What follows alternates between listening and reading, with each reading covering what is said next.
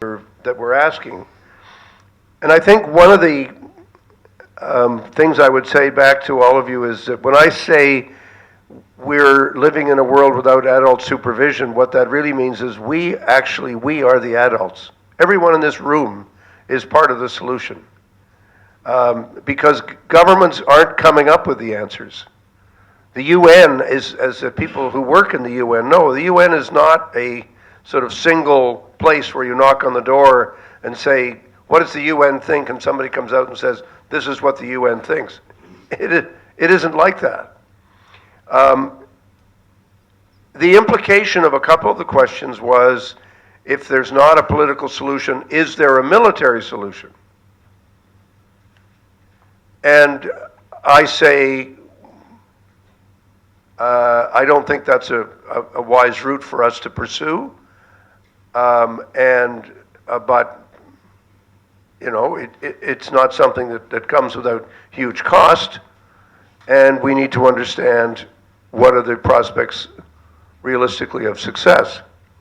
Other questions very timely about China and India.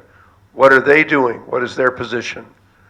I think that's a very, very important avenue for us to continue to pursue, is saying those who aspire to a stronger regional role should be asked to say, okay, what are you doing to help us solve this problem?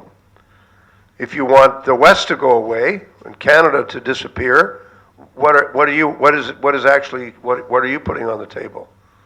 And I think that's something that all of us should be asking. Is there a duty on the part of the rest of the world to share the burden? The answer to that is, in my opinion, yes, absolutely. There is a need for us to deal with the impacts on Bangladesh and for the world to respond to those. Again, let me be sufficiently provocative to say, and the government of Bangladesh has an obligation to tell us what that is and how they would like us to respond. Because frequently the government of Bangladesh will say, let us solve this problem, we know how to do this.